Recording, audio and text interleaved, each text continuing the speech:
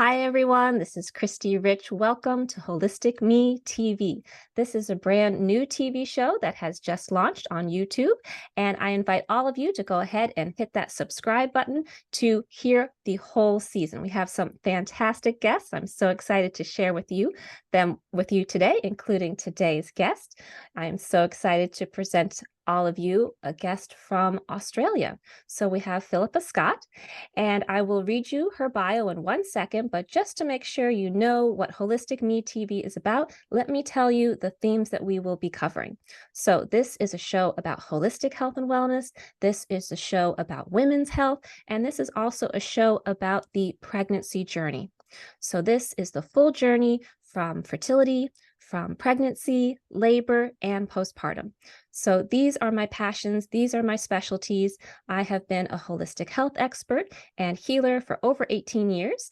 I am no longer doing healing, but I am still helping women with their health and wellness. I'm still helping them to overcome chronic conditions, chronic illnesses, and to treat it holistically from the root cause, mind, body, and spirit, and through natural remedies. In 2019, I also became a holistic childbirth expert. So this is my new passion. I have been researching and interviewing mothers and childbirth experts around the world since 2019 for my 3-book series on holistic childbirth. I'm so excited to present this book series to you, but since it's not out yet, I wanted to invite some guests on so that we can start to talk about some of the topics that I will be covering in this book series. So one of the topics that I will be covering is birth trauma. So it's perfect that we have our guest today, Philippa. Welcome to the show. Thank you for having me. So I'm going to go ahead and I'm going to read your bio for everyone. So Philippa Scott has nearly 20 years of experience supporting birthing families, establishing herself as a trusted figure in the field. Her journey in birth work commenced after her own first birth experience did not go as planned, fueling her determination to assist other families in achieving positive outcomes. Determined to make a difference, Philippa became a doula, childbirth educator, and perinatal therapist, enabling her to support and guide numerous families throughout the birthing process. Specializing in birth trauma, Philippa has provided personalized support to parents and facilitated support groups for women who have encountered similar experiences. Philippa's goal is to transform the birthing and parenting journey into a positive and empowering experience. Beautiful. Again, welcome to the show. So happy to have you. Thank you. Yes. So I'm very curious. I know a little bit about your story, but would love for all of those who are watching to have an understanding how you got into the work that you do. What is your story? So my story started like a lot of other people in birth work. I had what I thought was going to be, it was a normal pregnancy, all planned. We had a lovely I picked my hospital based on how many double rooms they had so my husband could stay with me. Oh, okay. And I was very naive about the system and what I was stepping into. I didn't understand the politics and I didn't understand what happened in hospital when you had a baby, Mm-hmm. and the different models of care available. And I did have a wonderful, beautiful midwife try and explain it to me, but at the time I just didn't know what she was trying to say. I didn't understand. And it Mm-hmm. wasn't until after I had that cascade of intervention that resulted in an unnecessarian that and it took about 3 months down the track for me to get a handle on parenting my new baby. And then I started to feel some things. And I was like, oh, yeah, no, I'm not okay with that. That's actually not all right. And Can so you it took share a some little bit time. about the journey that happened that wasn't all right, that happened to you? Yeah, so I was induced before, so I was 5 days over my due date, and then I was induced because Easter was coming up. Oh, And my my obstetrician decided that rather than let me go and potentially have the baby over Easter, we should just induce me. And that was a pretty awful experience, really, because I got into hospital. my husband decided to work all through the night because he worked for himself. So he worked all through the night and he arrived at about 9 o'clock in the morning, during which time I'd had the prostaglandin tape. And then early in the morning, my waters had been broken. I wasn't dilated at all. It was an extremely painful experience, that part of it. Of course, my husband was then tired, having been up for 2 days. So he slept in the double bed that we had, which was lovely for him. And eventually we moved up to the birthing room, where there was a lovely big pool and all the rest. And I got in there and that was fine. But they decided after, I think, around 4 hours, that I hadn't dilated enough and that they should put up the syntocinon drip. And so things went hard and fast from there. And by evening, I decided that I really couldn't do the syntocinon drip anymore. The pain was just too intense, even with the water and the gas. So I got that epidural, and because then, of course, I was stuck on my back with a posterior baby, I couldn't move, and I couldn't move to turn her around and give her space to come down through the pelvis. And so at midnight, about 10 o'clock at night, it was decided that the baby hadn't moved down at all, despite me sitting there doing nothing, which was apparently supposed to have helped. They were going to take me for a Caesar. And about an hour after I spent about an hour in the hallway waiting for downstairs to come and get me, and upstairs thought downstairs was coming, downstairs thought upstairs was bringing me. And so I waited in a hallway for an hour for this emergency cesarean. Oh, gee. In the middle of the night with some very tired support workers. And I ended up having the Caesar just after midnight, and baby was fine. I was fine. But obviously I'd just had surgery, and my husband was back at work 2 hours later. Oh my goodness. So I had women with me. My mum was there, one of my best friends was there, and my sister was there, who was a nurse. Nobody was able to help me understand nobody said, if you do this, this might happen. And that was part of what really prompted me to become a doula, was that having somebody there who can say, well, look, if you accept an induction, which of course you don't have to have because it's your choice, then these are the possible consequences, at which point I might have chosen differently, because my obstetrician didn't actually give me any of those details. There was no risks explained, yes, etc. Many doctors don't. Yes. Yeah. The So there States was especially, yeah. Absolutely. There was a huge lack of informed consent. And eventually I got to a point where I knew that I'd actually been done over. I'd been ripped off. And I got angry about that. And for me, when I get cross about something, I fix it. So that was my journey to becoming a doula. That was where it began. And then, of course, I started a birth center and other sorts of things. I put my time into creating other options for women as well. But can I ask one question before you go on? Yeah. In the US, we have the FDA, and so they approve of our medications, of our drugs. And so a lot of women, again, like you described, do not receive enough information to make informed consent or informed refusal. So it is very popular in the US for women to receive Pitocin, synthetic oxytocin, and it is supposed to, according to the FDA, it's supposed to only be approved for beginning labor. It's not approved for augmenting, to speed up labor, but it's often given to women in hospitals to speed up labor. And women do not know it's not approved for that purpose. So how is it in Australia? Is it similar that you have an organization that oversees the medications, and has artificial oxytocin been approved to augment labor or only to begin labor? That's actually a really good question. I don't have an answer to that, but I will look it up. In Australia, things are a little bit different. We have some very lax rules around a lot of things. You know, in the UK, Tim Tams are banned because they have toxic, they have toxic colorings in them, but in Australia they're fine. Oh, So yeah, right, different so regulations. Yes. right, so I would have to look that one up. So unfortunately, I can't explain that That's okay. I'm just or curious. answer that question. But interestingly, one of the key pieces of information that women are often not told, particularly here in Australia, but I know, having spoken to a woman in the US yesterday, they're not told there either. The risk of uterine rupture.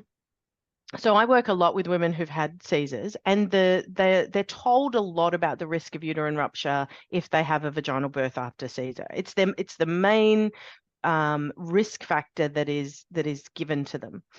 And yet women are still being offered inductions with VBACs. They're being offered Pitocin to speed up labor with VBACs and to bring it on so their baby's not too big and all of these other things.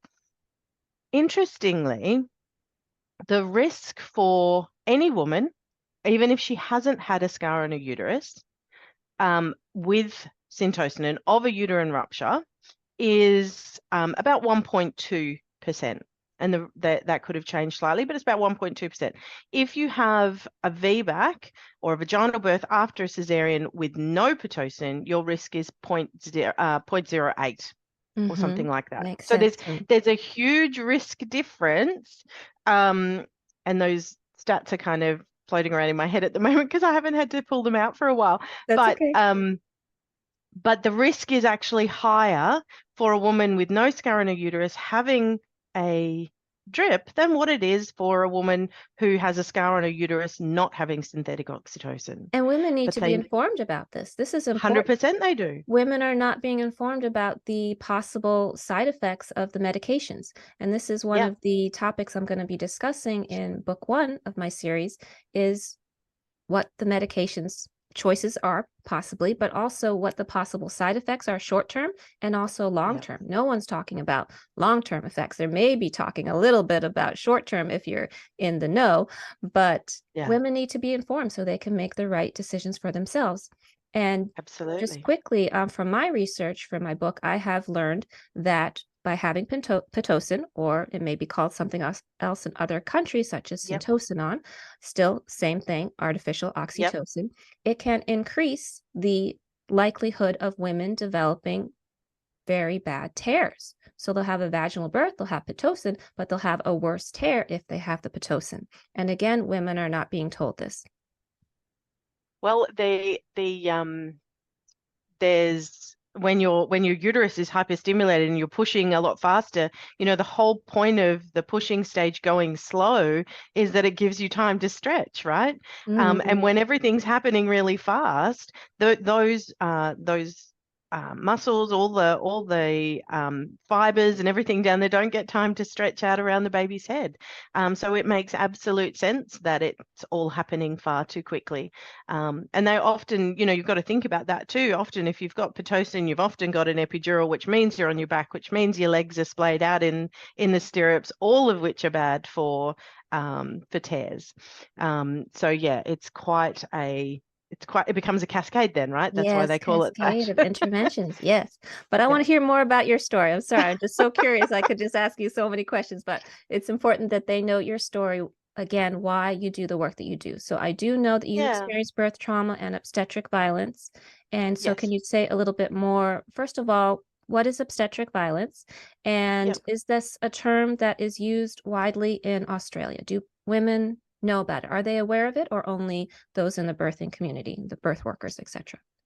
Yeah, I think it's beginning to become more well known. We've just had an inquiry. New South Wales just did an inquiry into birth trauma, and obstetric violence was talked about a lot. And so in the news, a lot more people have been talking about this idea of obstetric violence. I don't think it's something that's been around for very long. I certainly wasn't aware of it 20 years ago when it happened to me the first time. It happened to me Mm, again the second time. But mm, obstetric violence is any circumstance under which your care provider demeans you, coerces you, makes you feel like you're not good enough. It can be quite quite overt violence in terms of, vaginal exams without consent. A lot of women talk about being on the cesarean table ready for their C-section and being given a vaginal exam and not even knowing that they've been given a vaginal exam. And that's Not okay. absolutely not Yeah. okay. Yeah. So there are a lot of and they don't know that it's normal to do a vaginal exam beforehand to make sure, see how dilated you are and the position of the baby and all those sorts of things. But they absolutely need to give consent for that. Yes, Um, absolutely. right. So it's a normal part of that, but it needs to be spoken about, and they need to give consent. So there are, it can be episiotomies without consent. It can be all sorts of different things. But a lot of the women I see, it's more about how they're treated as opposed to necessarily the physical things that are done. So for some women, it's very overt, but for most women, it's all about how they were made to feel. And a lot of that is in coercion, the dead baby card, all of that sort of stuff that gets Mm, pulled. Things yeah. even like a bait and switch. We get a lot of women, particularly in the VBAC world, where their obstetrician or their care providers will, give them, say all the right things all the way through their pregnancy. And then they get to the last 3 weeks or so. And the obstetrician then says something like, oh, look, your baby is big. Maybe we need to think about doing a Caesar at 39 weeks. Yes, happens a lot. Happens a lot here Absolutely. too. Yes. Yeah. And we call that the bait and switch. So, they get you in and they've got you trusting them, and they've got you to a point in your pregnancy where you feel like you have no other choice. But I have had women change care providers at 37 weeks in order to have the birth that they deserve, and Yes. the care Yeah. that they deserve. Because it's actually not about the birth so much as about the care. Yes. Birth is important, but things can happen, and it's how you're made to feel during that journey. And I remember doing my doula studies, and it would have been, gosh, I didn't even have my 18-year-old then. So 19 years ago, I did a course with Terry Schilling. And one of the things she said will stick with me forever. She said, what you should be thinking about during the birthing process is, how is this woman going to remember how she was treated? Mm, That is the most important thing. And so how we treat women in that birthing space is exceptionally important. So obstetric violence is when that does not go right, when women are not treated appropriately, well physically said. and emotionally. Yeah. Yes, women need to be respected. And a Yes. lot of women do not feel respected when they're in labor, when they're going through the process or afterwards. Yeah. Yeah. Yeah. And we don't even have a process for that. The number one killer of women in their first year after having had a baby is maternal suicide. Yes, I read That's that. huge. Yes. And yet we don't have a process for avoiding that. We don't have a process for creating any sort of network or community around these women. In fact, as a system, we're making it worse. We're Mm, actually providing the mechanism by which women decide that experience was so catastrophic that they can't go on. so And sad. sometimes that's the nail in the coffin. Usually these, women have had, well, I don't know any unicorns who haven't had any trauma in their life before they get to having a baby. We all have stuff that happens Yeah. to us, right? Yes. Um, but sometimes this is just the nail in the coffin, and it's a huge, big nail, and they decide they just can't, because it undermines um, their confidence in their ability as a woman and as a mother when they have Yes. that ripped away. Yes. 48% of women in Australia have an induction. 48%. We're telling half of all women that their body doesn't work before they even begin to try and breastfeed and parent, Mm, crazy. And this is what right? I teach is the body is wise. The body is naturally wise, but we have been conditioned to believe that it's faulty, it doesn't work. We need doctors, we can't do it on our own. But the body is naturally Yes. wise. It can do so much more than we could consciously focus on and get it all done every Yes. day. I mean, the Yes. liver does over 500 functions. Just one organ does over 500 functions. Right. So And we we have don't to even trust have to our. think about it. Yeah, we never think of it. Do you ever think about your liver? What you doing, liver? Everything okay? No, it just does it. No. So this is so important. This is so important what you're saying, because a lot of women don't think about it even being a possibility of having birth trauma. A lot of women, Mm. especially in the US, I found don't know this terminology of obstetric violence. It was only through doing my research for my book that I heard people start to talk about it in other countries. It was actually Peru that was the first country Mm. I heard the OBGYN talk about it, and also doulas talk about it, and a midwife talk about it. But in my own country, even though it happens here, people don't talk about it. And then people do experience trauma, but they have this, again, belief conditioning that birth is supposed to be a happy experience. So, how can I, share about it not being a happy experience? And how do I really feel about it? How was I treated? They can't wrap their head Yeah. around it. So, they're not Yeah. getting the help that they need. Absolutely. And I think that comes down to two parts. One is that we feel guilty Yes. and part of that is because everyone around us says, but you have a healthy baby. Mm, You should just be grateful. You have a healthy baby. Move on. It's okay. And I sat with somebody recently. We were in a circle, and I don't normally interrupt somebody sharing in a circle, but this woman was saying how awful her experience had been and how poorly she'd been treated. And then she said, and I hear this all the time. This is not a unique story, by the way, but she said, but it's okay. He's here and he's healthy, and I love him. And I said to her, I'm really sorry, but I'm going to have to stop you now. I just need you to stop. good.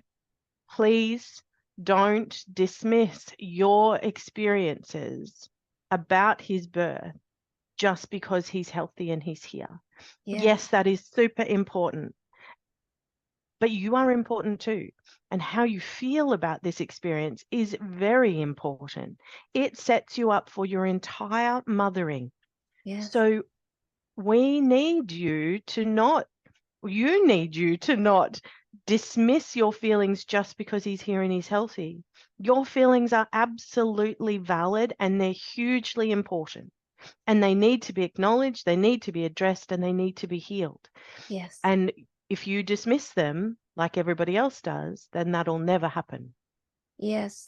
This is so Um, important for women to hear. So I just want to reiterate what you're saying. We cannot undermine trauma. So no, when women say that, and they are well meaning, the women who hear other women's stories and they say, oh, but at least you have your baby's healthy and you're healthy. That's the most important thing.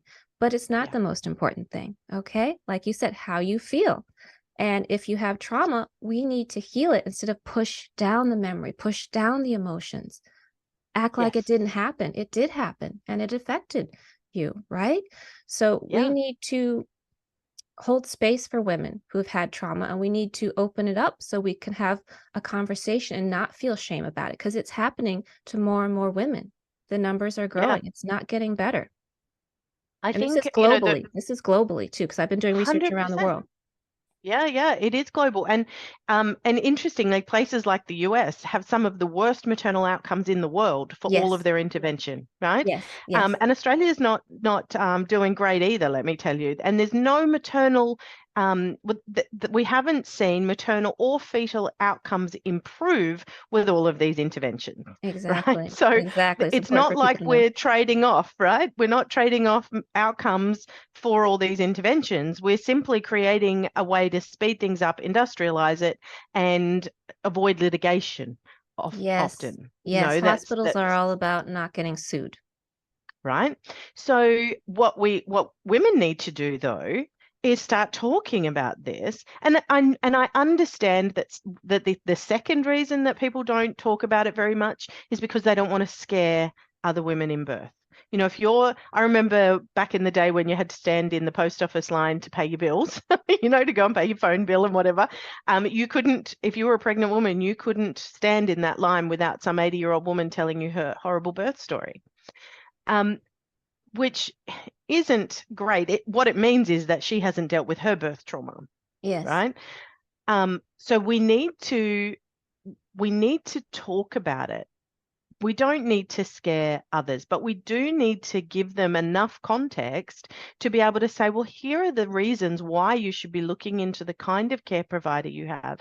This is the reason why you need to be questioning and asking, well, what if I do nothing? What are the risks? What are the benefits? What's the alternatives? Those sorts of things. So it's not about scare. And I get that women don't want to scare other women, but they also need to understand what they're stepping into. They Exactly. need to understand the risks. But as a community, and as a culture, if we start to talk about birth trauma, it becomes something that, your mother-in-law doesn't say to you, well, the baby is healthy, so you just need to get on with it. I had that, and so you should just, that happened to me. I got over it. You'll get over it too. She didn't necessarily get over it. It's sitting there in a system. She just had to move on and wasn't allowed to actually process any of that. Right. But if we do talk about it, if we do start saying, well, hold on a minute, what you did to me was not okay, and start talking about actually suing people for obstetric violence, then we might be able to get around that, right? Let's Yes, then start we can suing them create for some the things change. that, Yes, right? let's Because create some change in the birthing system. they're doing it not even because the culture says that women won't do anything about it because it's a very gendered violence, right? Yeah.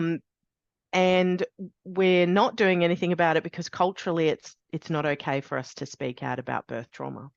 And 30% of women in this will experience birth trauma, and they're only the ones who identify it quite early. We're not asking women 3 months down the track or 6 months down the track or 12 months down the track necessarily whether they think they had birth trauma. And yet, so I think that 30% is a bare minimum. And what are some ways that women who are watching and listening can try to potentially avoid birth trauma or obstetric violence? What is some advice that you can give them so that they are informed, so they can make decisions that will help them, that will benefit them? Yeah, so I think for me the number one thing you can do on yourself is to deal with any existing trauma that you have. Yes.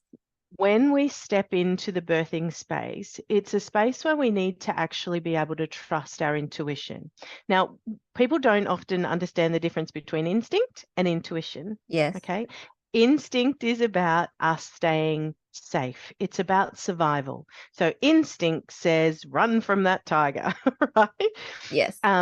Intuition says I'm safe and this is the best choice for me, right? Or that's not a good move for me. I'm not going to do that, right? Or Yes. this is the right job versus I just need to pay the rent, right? Yeah, intuition So is softer, so whispers, and instinct is it's more like what animals will feel. I gotta run right away because otherwise I'll get eaten, yeah, right? so instinct is comes from fear and survival. Yes. Intuition comes from love and compassion and a deep knowing, Yes. right?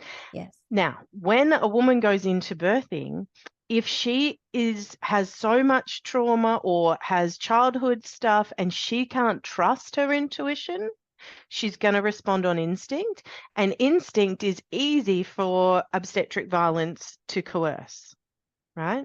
Because all you have to do is pull the dead baby card or something like that.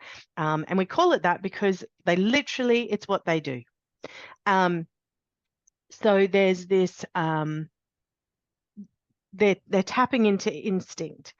Intuition, if you can deal with all your trauma and stressful events and actually connect with your intuition during pregnancy or before, then you can go into that birthing experience knowing you can trust your intuition and you can lean in and go, you know what, actually my baby's okay. Yeah. I'm okay. Trust Or your you can intuition. know that you can trust your intuition to say, yeah, I'm actually not okay and I need some help now, Yes. right? And also to Um, trust your body too. To trust that knowing that totally, my body can do this. absolutely. And so that's from a personal perspective, that would be my, work with a therapist. I think TRTP is an incredible process. Can you It's what explain I that? I think a use. lot of listeners are not familiar with TRTP. Can you explain what that is? TRT, Yeah, TRTP as a modality, the Richards trauma process. It's not huge in the States yet, although you will find some practitioners, and most practitioners work online. So I work with women in the US all the time. Um, and anybody, can work with somebody pre-pregnancy, although if you're specifically planning for a birth, it might be worth working with somebody who kind of gets that and how perhaps sexual trauma and so on can impact the birthing process. Mhm. But TRTP is an incredible process for just taking the emotional charge out of the past, rewriting those subconscious core beliefs that lock you into patterns of behavior and cause you to self-sabotage, right? They're the little voice in your head that says, no, I can't trust myself because I make all these bad decisions and so Right, on. because of my past. Um, Is it like yeah. hypnosis? What is it similar to? How can you describe it? It's not hypnosis. It's a very structured process, and it's very much it's directed by the practitioner, but it's not passive for the client. So we do use your imagination Oh, I love it. in order to tap into your subconscious. But it's not like anything else. Judith has created something that is, and there are little pieces, if you know it well enough, you can go, oh, there's a little bit of that, little bit of that. But it's such a unique process that it really isn't like anything. But it's a 3-step process. So most people will do it within 3 sessions, 3 sessions, just which three is, sessions. Very quick. yeah, it's, Wow, I I know love it's, speedy I know. healing. Wonderful. I So, love it. well, with Effective yeah, speedy yeah, healing. yeah, and it's not talk therapy, so you don't have to sit in your trauma. You're not having Good. to say it. We don't need to hear Don't dwell in your it. story. No, that's Beautiful. right.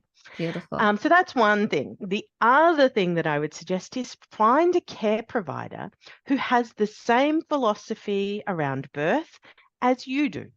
Yes. Then your team is actually all working for the same thing. You're not on opposite sides. If you find let's say your ideal birth is a cesarean Mhm. in a private hospital with a 6-day stay and a bottle of wine with dinner every night, then Why great. not? Go find a hospital and a care provider whose belief is that that is the way you should give birth. Do Yes. it. Whatever, Yeah. if that's what makes you happy and you understand the risks, then do that. If you want to have an all natural physiological birth at home, then you don't hire an obstetrician who's a surgeon, Exactly. right? Exactly. You hire a midwife who's trained to facilitate physiological birth.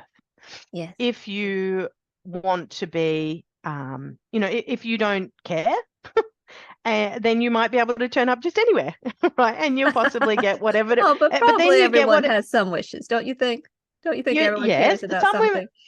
They may yeah, not some know. women, They may not no, know, some but I women, think they care. that's true. And I knew that I wanted a natural birth, and I knew that I knew that that was possible. And, my mum had had 4 babies naturally. Mm, I didn't see any reason why I couldn't. What I didn't understand was the system I was stepping into and yeah. what their ethos around birth was. Yes. Right. Birth centers can also be another great model where you have, midwives who believe in physiological birth, but it's not at home. You come into a center and there are maybe extra things there to provide you with safety and support, or they might be next to a hospital or something like that so that you can quickly transfer if needed. And are birthing So centers common in Australia? We still don't have too many in the United States. yeah, there's not as many as we would like, and they take some campaigning to get, Yeah. and then often they're run as low risk models often, not all of them, but a lot of them are run as low risk models, so they're not actually providing care to women who, want a vaginal birth after a C-section, even though that's actually a really positive place for them, and a safe place for them to have their baby. Mm, Um, too bad they can't have it there. right? So, Yeah. in some of them in Australia they can, in others that they can't. Mm. And again, that's because they're funded under our healthcare system, and so there are Oh, loops and things to go through. yes. Um, So there's do no you legal recommend, reason why. yes, yes. So do you recommend women go to the hospitals, go to the birthing center, find out what the rules and regulations are so they're aware, so they have an idea about the system? Absolutely. They need to find out what the guidelines are, and often they can ask those questions within their community. Facebook is a really great space. There's often community groups of mums in your local area. Go on and ask them what their experiences were. Ask them, meet with the local home birth group, meet with other mums, depending on obviously what you want for your birthing experience, but find out who the providers are who have that ethos. Yes. Know your own ethos. And I understand in America, pregnancy coaches are a big thing. A good pregnancy coach should be able to get you in touch with what do you want for your labor. And doulas do this really well too. What's your ideal? Okay, well, then what do you need to do to make that happen? What are the choices you need to make? What kind of provider do you need? Here are some providers in your area who have that ethos, who believe what you believe around birth. Because it's not, we have an obstetrician here on the Sunshine Coast who has an incredible ethos around birth, and is willing to support, some incredible experiences for women. So it's Wonderful. not just about, the and not all midwives are created equal, right? Exactly, exactly. I was just about to say it's So important for women to do their research. So you may say, I want 100%. to do the midwifery model, I want to do a natural home birth. But again, you need to do your research because all midwives are not the same. And some Yeah. midwives, I think we have to be careful. I know, at least in the US, there are some midwives that if they are delivering at home and if something happens, if there needs to be a transfer, they will not be able to help care for you at the hospital. They're not allowed Yeah. to. Or some Yeah. midwives, unfortunately, will not transfer you because, again, they're not able to assist you anymore, or they may not believe in what happens in the hospital system. So, again, we Mm. must interview the people who may be Yes. providing assistance for us so we know beforehand what they believe in. Absolutely, absolutely. It's vital that you meet with them, and that this is where being able to trust your intuition is really good too. If you do the work beforehand on your own stuff, you don't make fear-based decisions. You make love and compassion-based decisions, I love that. and ones that feel right. Yeah. So Yes. that's where doing that emotional and mental health work beforehand can really set you up for making some good choices. And it also, TRTP is actually really good at bully proofing you too. A lot of us have experienced bullies in our life, Oh, but so with many. TRTP, we can bully proof people, and we can get them so that they are confident in who they are. They know who they are. Say a little bit And more so, about that. I'm curious because, again, with so much obstetric violence, with the TRTP, you're saying that you can bulletproof yourself against bullying. So, if they do unfortunately experience some obstetric violence at a hospital, how does that help them when they're in that situation? well, the tricky thing about birth is that when you're birthing, you're supposed to be open and vulnerable. Right? You're supposed to be in this space between, consciousness and Yeah, unconsciousness, right? yeah, And so you're not actually meant to be in your conscious space. yeah, However, if somebody's putting something at you and you're in a space of trusting your intuition, what comes in, you can hear what comes in and you can go, yeah, no, that I don't own that. That's not mine, that's theirs. And just mm, let it float away. And it doesn't have to impact you. It doesn't have to create fear. But beautiful. to be able to do that, you have to be able to be in touch with that space in yourself, which means not having all the other stuff that comes in around you, Mm, not having a bubble so full of previous experiences that you are ready to burst, right, right? right. Yes, So if we clear all the other distress, all the other trauma, all the other periods of stress in your life, so that your bubble is nice and clear, you've got space to yes. just feel into what's being said. And Wonderful. you also hold yourself in a different way when you know who you are, when you Yes. know. Yes. You hold yourself differently. And bullies, they smell fear. Ah, yes. They can, Yes. That's how they it's continue to control you. Yes. right.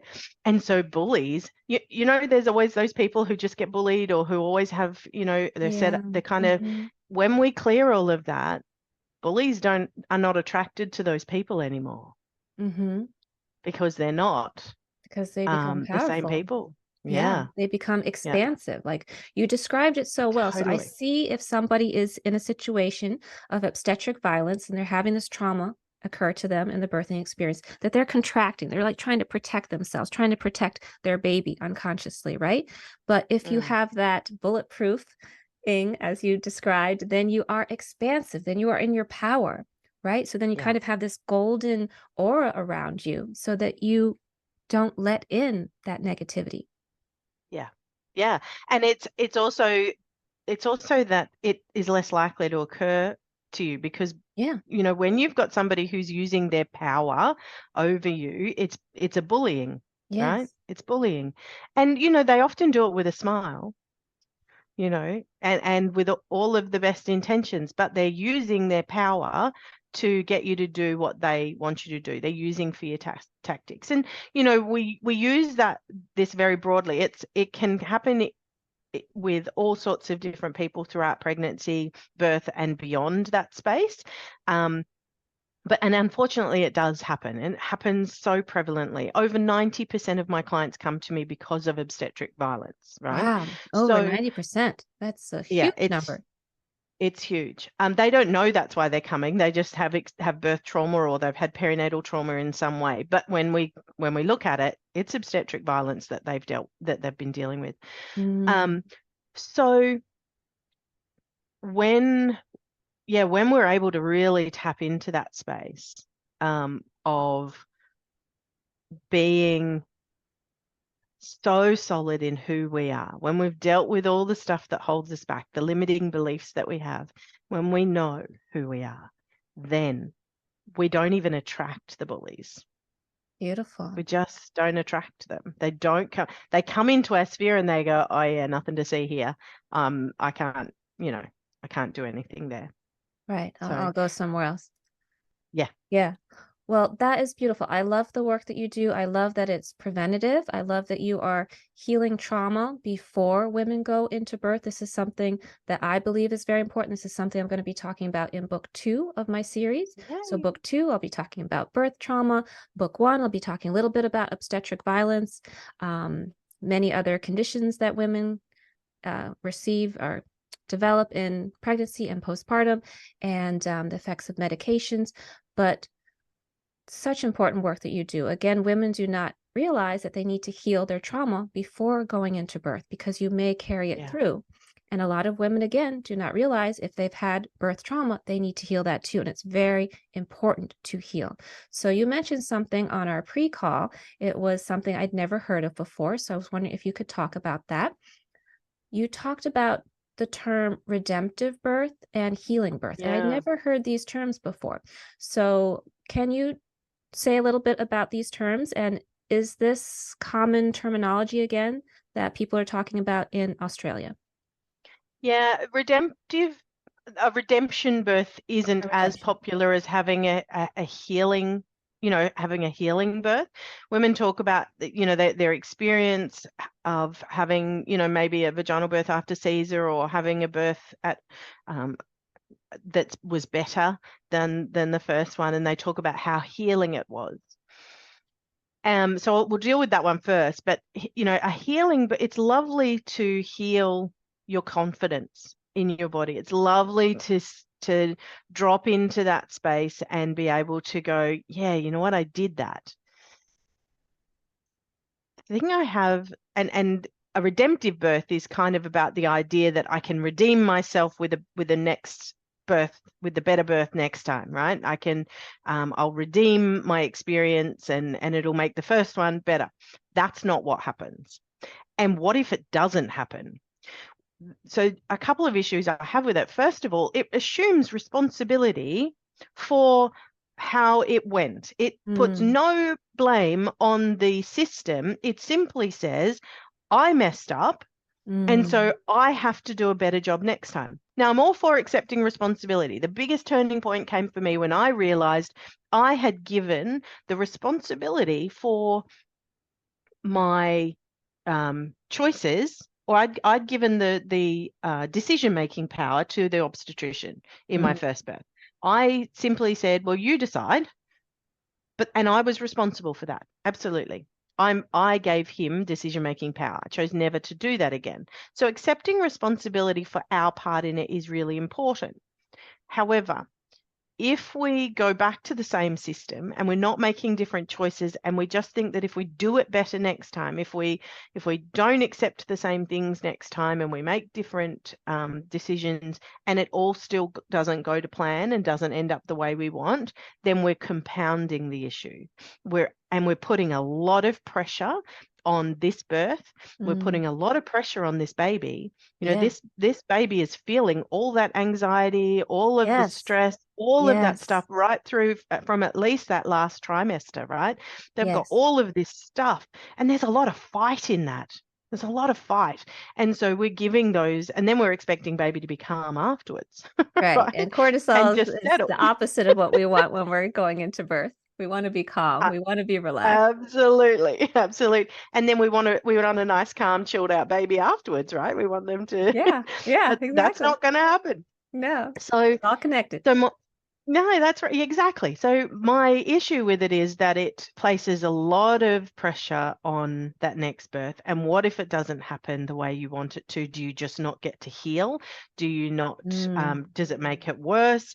It doesn't put any responsibility on the system and how it failed. And so whilst I know that when we have an incredible birthing experience, it can be super empowering, and it can be very healing for our confidence and our understanding of what we're capable of as women.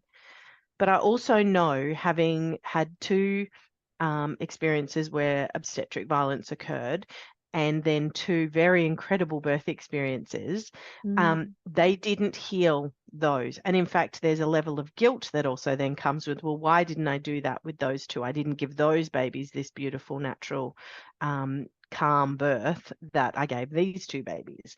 Mm. So that happens. And that simply means that we haven't dealt with it on a cellular level. We haven't actually shifted that event from our subconscious and filed it away. It's still sitting there playing like a videotape loop. And that's why doing the work before you have this baby, so for the baby, for yourself, but also for your long-term mental health, Yes. we need to be dealing with it properly with therapy, so that we're not placing all of our hopes of healing on the next baby we have. Yes. Right? Yes. Let's just Very, deal very with well it said. properly. Mm-hmm. Yeah. Completely agree. Yeah. So I had never heard those terms, but I'm so glad that you described that, because some people may think that, yes, I've got to have a better birth experience. I got to put all this pressure on myself. And Yeah. it's important to focus on the healing. Heal Yeah. yourself, heal from the trauma, heal from other traumas. But yes, of course, we all want to have an empowered birth, a healthy birth experience, but still important to heal the traumas. You'd also Absolutely. mentioned that in Australia, there is some changes that are being made in Parliament. Can you talk a little bit about that? How they are seeing that obstetric violence is an issue? Yeah, it's come out of, we had one particular hospital where they had a huge amount of obstetric violence, and um, a number of women that spent months and months and months working really hard to get a voice. And Mm. so what happened was that a public inquiry was done, a parliamentary public inquiry was done in New South Wales. The evidence for that has been heard, and so they're now looking at, okay, well, what do we do about that in New South Wales? And Good. there's a huge push to get that done in other states of Australia and federally to have that happen. And that's just Good. the beginning. And look, we've had other parliamentary inquiries into home birth and models. We've had other stuff happen and nothing has changed. Mm. So we really need, as a community, as a as a global community, we need to be talking about this stuff more so that it becomes something that is not abstract but is real for Yes. people, for parliamentarians, for, the guy who drives the bus, he knows somebody who's had obstetric violence, or, it needs to be something where we're talking about it. And it's like that Me Too, one of the, it's Me Too for birth, right? Um, Yes. Yes. and interestingly, I don't know women who can't put up their hand for Me Too, but I also don't know many women who can't put up their hand for Me Too in birth. Mm. And that is really, really sad. Yeah. So This is important. I'm glad that you're speaking about this because everyone who's watching this episode, you can make a difference. You can make a change by sharing your voice, by sharing your experiences, but also standing up and getting involved in politics and really helping to create change in your community, in your country, in your state.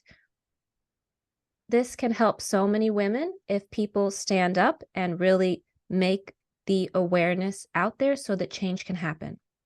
yeah, absolutely. And, go and talk to your local politicians. Go and talk to your local hospital boards. Write letters. If you've experienced this stuff, Yes. make sure they know. Bring it to their attention. And if enough women do, if enough families do, then we can, really, really make a difference. But we have to start talking about it. We have to start talking about it really loudly, and we have to make it okay for no other reason. We have to make it okay for women to talk about this experience so that they heal and so that we can reduce the maternal suicide rate, Yes, yes. I'm so glad you right? spoke up about this too, because we are still in, yes, we're just at the end of National Suicide Awareness Month in the United States. And this is very important that people around the world are aware. So, as you Yeah. mentioned, in Australia, it's one of the leading causes of suicide. Suicide is one of the leading causes of maternal death. It's also in Yeah. Japan. It's also in the UK. It's also in Ireland. It's one of the leading causes in the US, not the leading cause. So it is a big issue in many places around the world. And again, I still think there's not much awareness that this is happening. Absolutely. And, it's not, it's in the short term, it's around reducing maternal suicide rate. But what are the long-term implications for having a mother who's on the edge? Mm, The long-term implications are that her family is closer to falling apart. As women, we hold up the sky, right? mm, We are so integral to the well-being of our family and that home environment, and how well we are able to um, help our family manage their own emotions. If you've got a mum who can't regulate her own emotions, how's she going to help her 2-year-old? How's she going to help her 9-year-old? How's she going to help her teenager? She can't, because she doesn't have the capacity to do it for herself. So then yes. what are we doing? Then we have the next generation who have anxiety from the get-go. We have, depression in those teens, who then go on to have their own children, who then go on to have the same issues, and it just continues to perpetuate as the Yeah, cycle. continues to pass down intergenerational Yeah, trauma. That's how it right. rolls. Yes. And most of us have that too, right? Yes. We Yes. Epigenetics teaches us that it comes down at least 3 generations. So we need to, as women, stand up and say, that's it. I'm the end. I'm the end of the line. From Yes. here, we break the generational trauma and we Yes. create a new future. Because unless we say no more, then nothing will change. It will just continue. The cycle will continue. And there's that saying, and I don't even know who said it. I can't think right now, but it's, if we can heal birth, we can heal the earth, right? Oh, beautiful. And I like that. right, so yeah, and mothers are the space in that. Women are giving birth, and they are the ones who need that healing. because then they can bring that through into birth. They can bring that through into their parenting. You know, we have a lot of people doing gentle parenting, conscious parenting, all of those things. But if the trauma is still sitting in their body and in their subconscious, well, it sits in their subconscious, and their subconscious runs the body, right? Yes, yes. So if it's still sitting there, then they're going to take it forward into how they parent. And I speak to lots of people all the time who say, look, my childhood trauma is impacting how I parent. Yes, it is. Of Yes, course it is. yes. So let's heal that. And birth trauma is part of that for not just our generation, but you think about what was happening 50 years ago, 40 years ago, and even 80 years ago, when women were having their babies and they were being knocked out, and it was twilight births, and Oh, they were just, yes. Yes, like, so traumatic. the Yes, birth trauma has been going for a long time.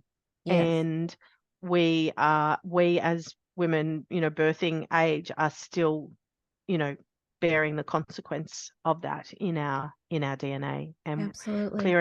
clearing that is super important. Super And important. I'm a grandma now. Congratulations. Thank you.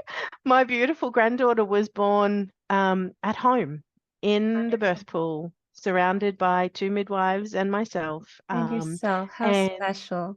it was Wonderful. it was beautiful. But she birthed that baby in absolute confidence, and that's 20 years of culture. And she was my C-section baby, right? So Okay, okay.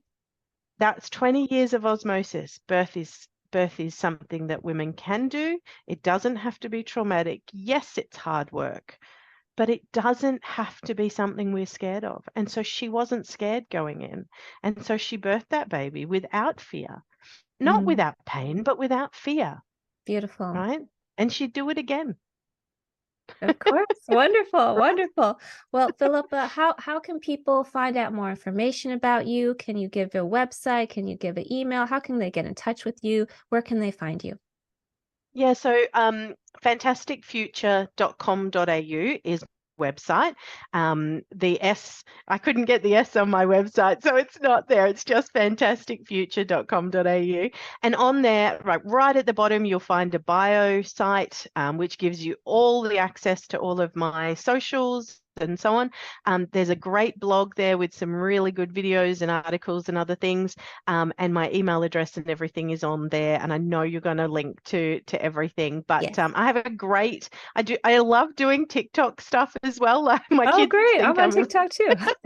yeah, and they love, well, I don't think my teenagers love that I'm on TikTok, but I love being able to educate through that medium as well. And so I do lots of interesting things there, and I'm on there as Birth Trauma Buster. Birth trauma buster. Beautiful. Beautiful. I'm all about busting myths. So I love that you're a buster too. Beautiful. Well, thank you so much for this conversation. It was a great conversation. I hope the watchers, listeners got a lot of value out of your talk today, that they learned something new. If you enjoyed this video, please give it a like, give it a thumbs up, put a comment below. We will come back and circle back if you have any questions. And also, don't forget to subscribe to this channel to watch the full series of Holistic Me TV. And lastly, before we go, any last thoughts? Any last anything else you want to share with us before we go? I just want to make sure you got all of your points in. But I think you did a Look, beautiful job. well, thank you. I think what I'd love women to be able to take away, and men to be able to take away, because men suffer from birth trauma as well. Yes. I think that's probably the only thing we didn't get to talk about, is the fact that men are actually impacted by birth trauma as well. And nobody is asking them about their experience with birth trauma. So the takeaway here should be that birth trauma is real, birth trauma is prevalent, and birth trauma needs to be brought out into the light, and that healing is possible. And it doesn't have to be hard. Yeah. Beautiful. And you So help that's men as that's the women. You help men and women to heal their trauma. 100%. Yeah, Beautiful. absolutely I do. Absolutely. Yeah. Yeah. Okay. They're Well, important. thank you again for your interview. Thank you again, everyone watching. And again, don't forget to follow Philippa and also to subscribe. Thanks for watching. Bye.